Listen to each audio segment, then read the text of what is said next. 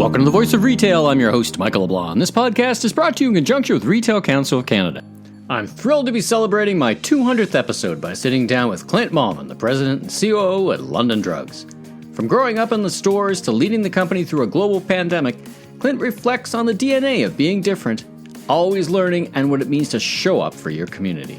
You know, as our brand framework that I've referred to in front of everyone in the company talks about thriving on finding new ways of taking care of people and to go above and beyond the expected. So with that brand promise as our North Star, we looked around in the first phase, the wave one of how can we support the community when they needed it most. So we launched a number of initiatives like Seniors Hotline, special hours for seniors. We had special hours for first responders. Let's listen in now.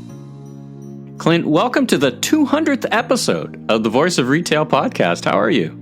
I'm great, Michael. Thank you. And I feel honored to be on the 200th episode. Congratulations. Well, thank you. And listen, the honor's all mine. Actually, you were there when the whole idea of this podcast came to be. We were sitting on a break from a Retail Council of Canada board meeting, and we were just chatting amongst ourselves around where to go to find information about the Canadian retail scene.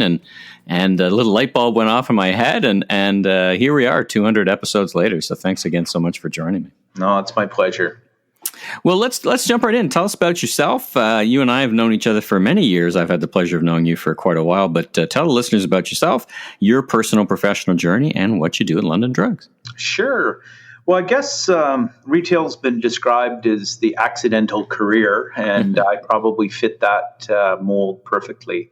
I started in 1984 as a part-time stock guy with London Drugs while I was going to post-secondary school. I was really enjoyed my rugby, and I really enjoyed my beer. And as a typical starving student, I needed to find alternate sources of income to pay the rent and enjoy those two hobbies. And I really didn't have any desire to work in business or retail. I wanted to be a national parks warden, rescuing people off the peaks in the Rocky Mountain. And I still want to do that when I grow up. But at the time, there was a recession in the 1980s happening, yep. And I got some advice to get some managerial experience that they felt that the National Parks Warden Service would be administering contracts, and very few people had management experience in that way. Mm-hmm. So that's how I ended up doing that. And obviously, here I am all these years later as president of the company, and I think it's been really helpful for me to see the company from virtually most positions, grew up in the stores. Yeah, literally. All the way through all the worked in HR, certainly operations, and it's given me quite a wide variety of experiences. Well, for those who may not live on the West Coast, or for those around the world who don't know of London Drugs, tell us about London Drugs, the concept, the store. I think a quick visit to your homepage of your website any given day tells you you're more than a drugstore. Lots of interesting, it's electronics right now on the homepage. I was just checking it out. So tell us all about it. Yeah, we are known as arguably one of the most unique retailers on the planet. So London Drugs started in 1945 here in downtown Vancouver by a pharmacist who had just returned from the Canadian Army. He was stationed in London during the war. And of course, London was the big smoke, if you will, of the empire at that time. And the name comes from invoking power and sophistication. And that's how the name came to be. And so Mr. Bass started the company, and the uniqueness that he brought is still with us today. In 1947, he bought a camera store that was right next to the original store, which kind of started the trend of us having this unique mix, and especially in electronics. We've had a lot of firsts ever since then. When Sony came to North America, we were one of the very first retailers in Canada to carry that brand. There was this new startup company out of Washington State with this product called the Spreadsheet, and we were one of the first to carry. It is been verified. I hear that's popular now. Yeah, well, it's been verified that Bill Gates himself came up as the sales manager at that time, way back then. Wow. as one of the first retail computer companies at the time. Yeah. And we're, known for, I guess, fighting City Hall. We were the very first to offer discount prescriptions. We pushed hours to stay late, to open Sundays, had many battles across the West with trying to create an environment where it was easier for our customers to shop and give them what we want. And that DNA of being different, and many people described us as a little quirky, that's where it all originated from. In 1976, the Louis family purchased London Drugs, and a lot of our current expansion and success has come under their ownership and leadership. And so today we remain family-owned, Western Canadian company under the parent company, which is celebrating its 118th year and our 75th year.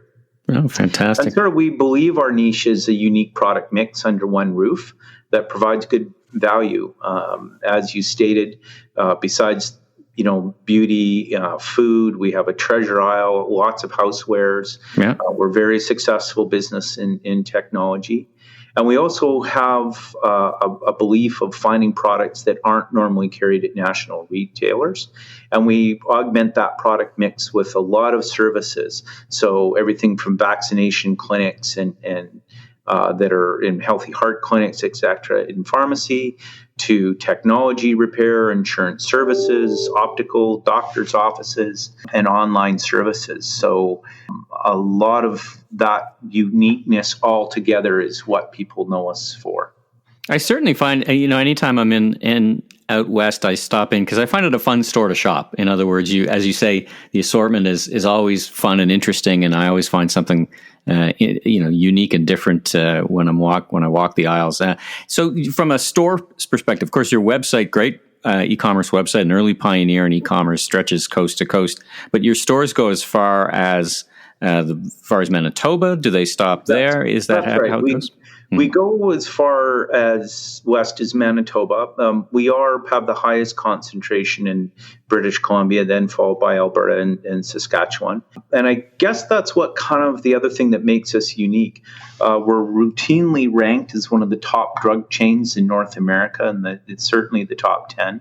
Even though we're just in Western Canada and only have 80 stores, and we're up against these massive chains with thousands of stores spread across either the U.S. or Canada. So it clearly speaks that our traffic count and volume per store also makes us unique. And we have many of our vendors tell us that our productivity per door for their product is the number one in North America.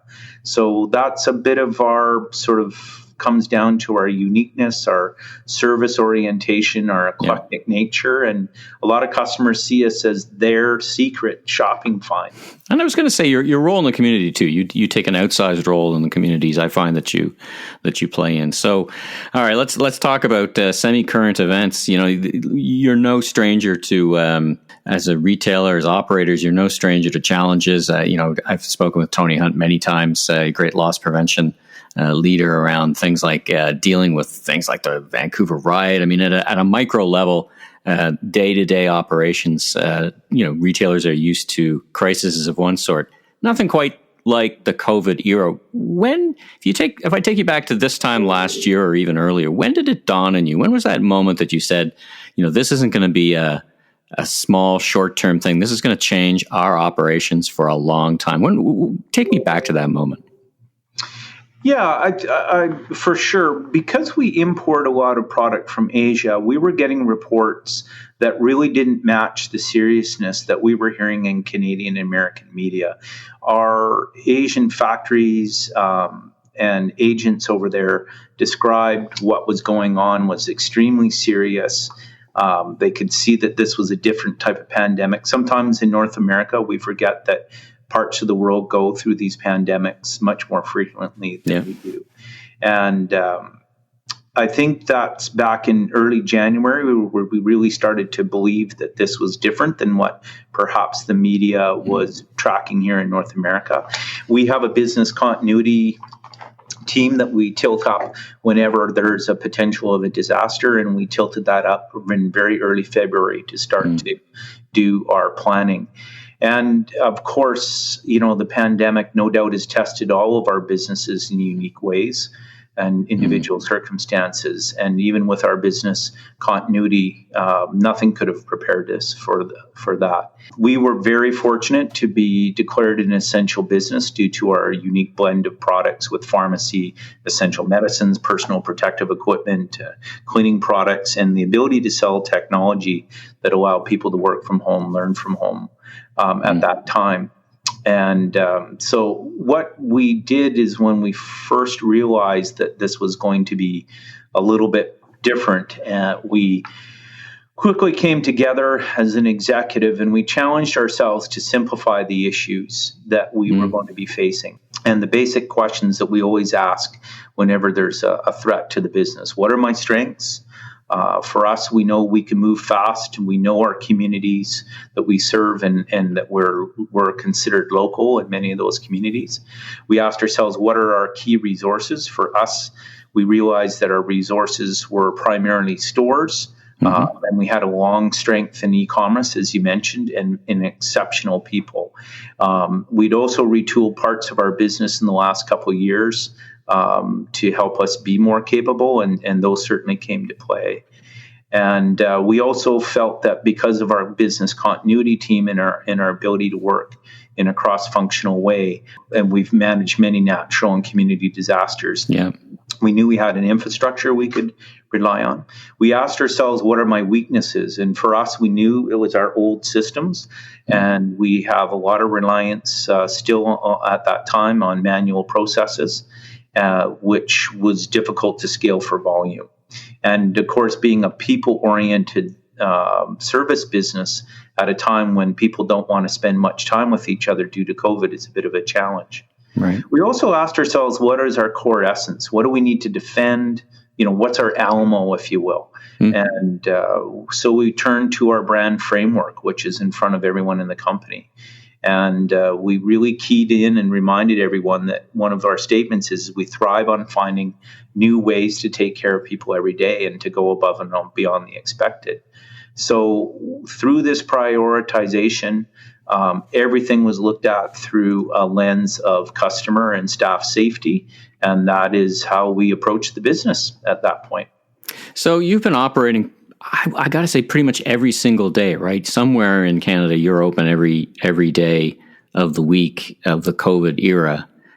Looking back, is there anything you would have done differently that you said, well, we would have approached something a little differently knowing what we know today? Well, I think it's Mike Tyson, isn't it, that's quoted as saying, is everyone's got a plan until you get a punch in the face. That's right. My son's a captain in the Canadian Army, and he talks about no plan ever survives the contact with the enemy. Right. And I think that when we reflect back what we would have done differently, it's always through a perfect lens. I think one of the biggest things that we underestimated was the amount of chaos brought on by natural responses. It's not a criticism, but natural responses from government who were constantly shifting priorities. And obviously, to remain open in the early weeks of the pandemic, we were on constant calls nationally, provincially, locally. At the same time, we were seen as a purchasing resource for the province in Ottawa. We were getting calls from the Ministry of Trade and Innovation, from provincial health authorities, emergency management agencies, asking if we could lend our expertise in importing to acquire mass amounts of PPE. That was definitely something we'd done, of course, from time to time, but never in an emergency state like that. And so I think knowing what we could have done differently, we had to figure out how to deal with government procurement processes, which are much different than ours. And this really swamped our time that we normally would devote to run the business. So I think, that we've got many lessons, which no doubt we can share with you. But that was one of the things we would have done differently. We probably would have tilted up a team just to deal with government procurement and dealing with the government chaos. really a whole other set of stakeholders. You're an active member in Retail Council of Canada. I remember those days, and just trying to keep up with the changing. The politicians just trying to keep everyone safe and react to changing circumstances. It's a full-time job. Absolutely. Both advising and responding. So, looking, enough about looking back. Let's talk about looking ahead. There's been lots of discussion around acceleration. We've seen clear patterns of change from consumer behavior. I'm not sure which ones are going to stick. It's been such an unusual time. How are you thinking about that in the context of, your future operations and future strategies? Do you see any perceptible changes in consumer behavior or even the retail landscape that you say, this should change or adjust our plan in ways that we need to think about today? Yeah, there's lots of things. I mean, first of all, we've got a lot of learning lessons right away from the pandemic, and just before I give you those learning lessons and how we think that'll play out in the future, the context of which we learn things. We are a 75-year-old company full of legacy systems with a DNA of wanting to stretch every last dime of every last investment. Yeah. Our POS system is over 40 years old, as an example. 40. Yes. And, 40. And our merchandising and warehouse system is over 35 years. Yeah. You're like the Battlestar Galactica ship, right? If you know that series, exactly. The one starship, the one vehicle that survived the attack because it was still based on old technology. We survived because we had no weakness. Well, I think any of your listeners that are family owned or small businesses know better than us how to squeeze as much utility out of their investment. So we'd been working on business transformation for several years. Sure. But that's one of our learning lessons. We also, take into account that the background that we operate today as a retailer. Customers have unfair and unequal expectations. They want local companies to pay the freight for community support. They hold them to higher expectations to sponsor their local soccer team or hockey team, even though, for example, we do business in one of the most expensive operating environments in North America, in British Columbia. Yet they don't have that same expectation of huge international companies like Amazon, Walmart, Costco, Wayfair, LA Express, you name them. Why do you think that is? What do you think that cognitive dissonance is? Yeah. I think part of it is it's being when you can see your local retailer and touch them and interact with them. It's a different feeling of someone being away. And I'll talk about that maybe a little bit later in the podcast. But I just think you have to realize that the world's not fair as a retailer these days. You can complain about it, you can lobby government, but you have to get on. Yeah. And I think that the other thing for the context of the learning lessons I'm about to share is that our business model requires us to fund all capital investments from the current year's cash flow. And that's both a strength and a challenge during the pandemic. We have no debt. We didn't drop into any sort of line of credit during the pandemic. And we were watching a number of retailers drop around us that were in that. However, that's also the reason why we have 40-year-old legacy systems. Yeah. So with that said, there's an old American baseball player by the name of Vernon Law that I love to quote, which I think his quote is, "Experience is a hard teacher because she gives you the test first and the lesson afterwards." And I think the pandemic created the perfect concentrated experiment or petri dish that compressed time, volume, and systems all at once and showed our flaws at the same time. So some of the learning lessons, from a leadership perspective, I ran out of time in the day to keep communicating, whether it was Facebook Messenger, Twitter, Instagram Messenger, emails, phone calls. It was clear that staff needed more information. They were scared. They were uncertain. They didn't know which information to trust. I also have owners to report to who... And so as a leader, I just underestimated the need for detail. Still to this day, I produce a twice a week communication response update to our staff. Well, I certainly never regret setting the bar high on communication and safety. I'm still struggling to find ways to create enough time for that constant communication. So that's been a real key lesson moving forward. I think to the point about our systems, if you have a strength, you got to plan for scale and invest much quicker. One of our things we realize is you can't necessarily plan for when scale is going to happen fast. Right. And so we have to do a more constant job of knowing our strengths and reinforcing them always. As I described, we realized we relied too much on old systems and manual processes. And that gives us great financial strength. It slowed our investment into infrastructure. And so we're obviously addressing that now on a go-forward basis and making one of our largest investments in the company's history in new systems. One of our strengths that we are reinforcing as a key lesson for us as well is because we've always had a lot of alternate suppliers and unique products. We're known as being so-called very SKU heavy with lots of breadth and depth of unique suppliers. Especially small, unique brands.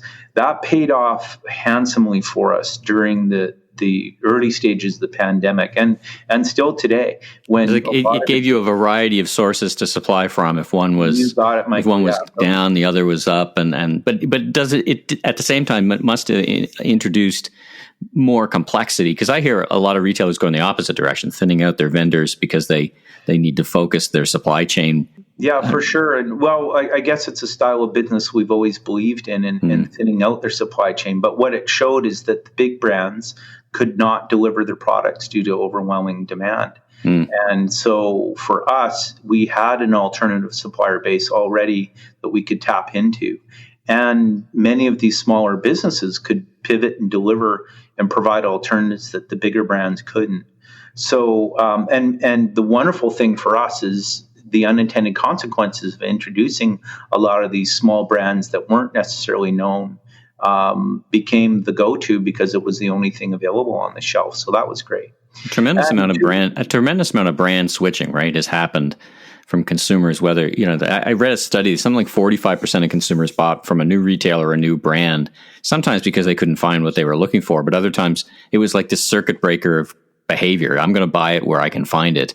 You can see how that would really benefit someone with a wide variety of access to products and alternative products. Yeah, absolutely. I mean, not to disrespect the seriousness and the consequences of this pandemic, but from a pure marketing point of view, marketers could never have a budget this large to create this amount of brand trial, whether that's as a retailer or, as you said, a store brand. And there's been a lot of customers open up their eyes to all these alternatives, which is one of the lessons going forward. And I think another lesson is that the supply chain is more fragile than we chose to believe. And to this day, we're still dealing with product shortages and massive delays from imports, either the brand importing goods or our own direct imports that are caught up in ports around the world. So lots of things to learn that we are implementing in our business going forward. I want to switch gears a little bit. We've touched on e-commerce at a very high level and great e-commerce site. And I noted this thing in the paper last week. Kroger, I think it was out with an announcement about some drone deliveries, and they were pretty proud of that. And then I actually responded back to Sucharita Kadali, who posted it. I said, well, take a look at London Drugs, because they did it back in 2019. You did some drone delivery already. For that, and just broaden the lens a little bit on delivery and infrastructure. Do you think there's a future for innovative delivery like that, whether it's drones or self-driving cars? Is that something that you think will solve some problems, or is that so far in the distance that it's really not practical to even spend a whole lot of time on right now? No, I absolutely believe, and it comes down to our North Star about making customers' lives more easy. We also have a saying internally about solving customers' problems before they knew they had it. And I'll give you a personal story. I grew up in a small town on the BC coast, then small town, feels huge now, called Gibson's Landing when I grew up there. And I watched my mom when she was dealing with cancer treatments, and it would drive me absolutely crazy to watch my mom in her late 70s or 80s have to get up very early for the first ferry in the morning, to take that ferry to go to a hospital on the North Shore of Vancouver, to see an oncologist for 10 to 15 minutes to basically read out the results. She could have got over the phone or today on an iPad and pick up her prescription that was only available at a hospital pharmacy because it was a cancer drug. Now, I personally don't think that added all to better health outcomes, and it certainly taxed her strength when she was sick. So to whose benefit was that? How did that solve a healthcare resource problem? And it certainly wasn't to her benefit, and I don't think it was very efficient use of government resources. So I think when I look at our business and why I'm so passionate about this is that's where I think areas like telehealth and drone delivery would have saved the government a lot of money in that circumstance, and certainly would have made my mom's life much less complicated. And I think when I look at stories like that and we listen to our customers, that's what motivates us. Yes, we were the first retailer to test drone technology, the first to test out of line of sight technology over water technology with our partner Indro Robotics, and we continue to work with them to work through the morass of regulatory framework and approvals, and participate when they need us to for case studies. But I think in Canada, we're a little bit longer away from that, just given the complexity of that. I do think some of the emergency healthcare needs will be. I know Indro is working on a test in Montreal for the movement of biologic products within the city, so we're excited about that. We are in a non-disclosure phase of testing out another very sophisticated robotic solution for our stores and warehouse that could be an industry first with an exciting local Vancouver-based group. I wish I could tell you more, but we hope to be public, and we're working hard to reveal this in the coming months. And that's directly result of what we saw during the pandemic, where people were really afraid to come to shop and come to work, and how do we find solutions around that? We're looking at highly automated autonomous technology in our warehouses, another example for activities that really don't add a lot of value to the supply chain. Autonomous vehicles is an example. We continue to test and learn and how we can use technology to improve our customers' lives and make it less complicated. And that's where we see the best niche for technology. I guess that's where you decide as a CEO the difference between being a fast follower or leading, and often the leaders at any scale take some hits on the balance sheet. So, where you play that chip of leadership versus let's see if it works somewhere else and then quickly adopt it, right? I mean, you're right, and we joke about our 40-year-old point of sale system, but our philosophy is nobody comes to London Drugs because we have a modern POS system. Right. That's not why they're shopping. Experience is important. I'm not disregarding that, of course, but to solve problems, we're like any company, and being a smaller company, we're not one of these Uber companies that can spend unlimited or have access to capital from the market. So we've got to be very disciplined in where we try and solve our customers' problems. Well, speaking of solving problems, you just launched a really interesting initiative called Local Central, and we know our counterparts in the restaurant industry have just been punished by the COVID era. There may be some highs and lows in retail, but it's uniformly not great for the restaurant industry. So tell me about Local Central.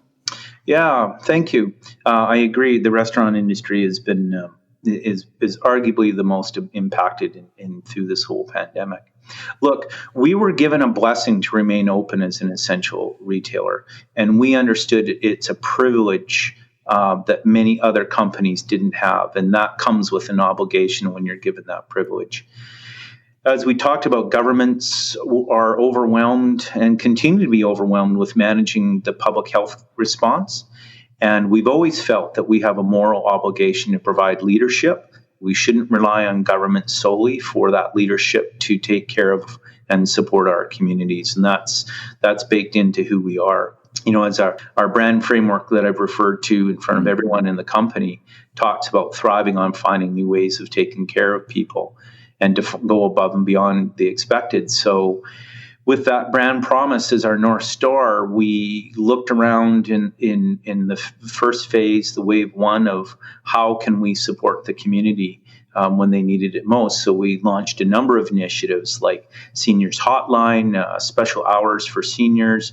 We had special hours for first responders and frontline workers because many stores were closed when they got off their 12-hour shift in a hospital or at the fire station. We stepped up to help the Girl Guides of Canada by selling their cookies for them when they were caught when they couldn't go door to door. But one of the things we looked around in the neighborhoods is that so many small retailers and micro businesses were cut off from the marketplace due to closures like farmers markets, or they didn't have a web presence early in the pandemic. And as a business owner, we sure know what it's like to have your cash flow tapped and inventory stranded. So it was our way of reaching out, and it was really exciting because, it really allowed customers to rally to support those small businesses. We passed through 100% of we just got the product on the shelf and returned their sales as to them. We didn't take any profit whatsoever. So fast forward to the third wave of this pandemic. Once again, when restaurants were closed or cobbled in some way in most of the provinces, we took our learnings from that first wave. And in fact, many of our most successful products in that first wave of Local Central were restaurant items. Many examples of that, but there was a diner called the High Level Diner in Edmonton, and they came to us wanting to sell their ketchup. And, we don't know how popular a restaurant-based ketchup is. We sure learned it was one of the most successful items, and that rallying of local support to help them was just fantastic. So, we've got about 16 different items listed right now, or 16 different companies, I should say, restaurant, in 62 stores. We've had about 50 different approaches, and we continue to look through. A lot of the restaurant industry is extremely thankful for any help they can get. We're working through some of the regulatory issues of they don't have shelf-ready approved product, but we're lending our expertise to help them to know what would be approved. So we're really excited about it. And the side benefit is it's given our staff a wonderful rallying point. They just love to see the support of the local community that they live and work in, and it feels good. It feels like the right thing to do. Well, as you say, just as I listen to you describe it, it just aligns to that North Star that you set in place, right? That you've got, and it has a side benefit, just interesting, different product. So it's kind of a win-win-win, right? Yeah, there's so many stories, but there's in Maple Ridge, an entrepreneur called Big Feast Bistro. They were the first to hit our shelves. It's a vegetarian, vegan-based restaurant. He's had to close 2 of his 3 locations due to COVID, lay off 50 staff. He's doing everything they possibly can to survive. And we're super excited. In fact, it's only been in the store for, I think, 3 days now, and we're having to replace replenishment orders and selling out his product. And it's just a real tribute to the entrepreneurial spirit that so many of these restaurateurs and the customers in those communities showing up to help. Yeah, right on. All right, well, last question. You've been very generous with your time, as always. As you look forward and think about the retail industry, optimistic, pessimistic, realistic, where do you sit as you kind of broaden, again, that lens and look at the entire retail industry as it starts? We can see the end zone for the COVID crisis. The goalposts seem to keep moving day to day, but we can at least see an end zone. How are you seeing the industry moving forward? Well, I guess I've been accused of being an optimistic realist for most of my life. And anything that I can read or research tells me that we will have a 4th wave in Canada, and it'll be youth-centric and those that are unvaccinated. We're probably not going to achieve the dream of herd immunity like what we want. And it's likely going to result in a variant of concern emerging due to the lack of vaccine availability equality worldwide. So that's, I think, the environment we're going to be operating in for some time. I personally believe the first signs of truly returning to a new steady state of normal in Canada won't really happen until the late spring or summer of 2022. I'm curious to see how we've learned from the pandemic. Many doctors, such as the esteemed Ashish Jai, who is a Canadian originally, the Dean of Brown University School of Public Health and Harvard University fame, are talking about the conditions are perfect for ongoing pandemics in place in the future due to a number of key factors. So that, I think, we're going to have to prepare our businesses to live in this type of environment with much more frequency than we've ever seen before. I'm also really excited to see customers question the status quo. As we referred to earlier, they're asking, why are we not supporting local businesses more often? And we certainly learned, why are we not making more things in Canada, more essential goods, whether it be producing our own vaccines? I certainly know that many, many years ago, I can remember talking to drug suppliers with the way that Canada and the provinces were managing the reimbursement to them. Would warn as they were closing factories in Montreal and Toronto, saying, Canada is losing its manufacturing capacity for essential medicines, and unfortunately, they proved to be right. Yeah, prescient in that, right? I mean, you basically saved a few million, maybe a few hundred million, and risked billions in economic carnage, right? I mean, I think you're right. There's some clear lessons around. You can optimize systems and processes and supply chains so much that they're inflexible and they just break. And I think we saw that. I think I'm really curious to see what will settle in at both the governmental level and the consumer level, that this drive to always have the lowest price and realizing it comes at an enormous cost environmentally and socially. Yeah. And I think Canadian consumers are always smarter than us as retailers, and they're going to demand things to be different. And all of us in retail will need to evolve. And I'm hopeful that this trend of questioning the sourcing of goods and supporting local will become permanent. So I am optimistic. I think Canadians have learned a lot through the pandemic, and their desire to connect socially as soon as they can will drive a really positive bounce back over time. And so our goal to keep our staff, our customers, and community safe, and keep our eye focused on our brand promise, our North Star, and so I'm very optimistic for the future of retail in Canada. Well, thanks again for sharing such great insights, such great contribution to right from your community to the industry, to the broader context. And I wish you much continued success and innovation. It was great to hear the story. And once again, thanks for being on the show, my 200th guest. And I can't think of a better way to celebrate. So thanks again, Clint, for joining me. Thank you very much, Michael, and congratulations on your 200th episode. It's fantastic. And for your ongoing support of highlighting so many great Canadian retailers and how important retail is to the fabric of Canada.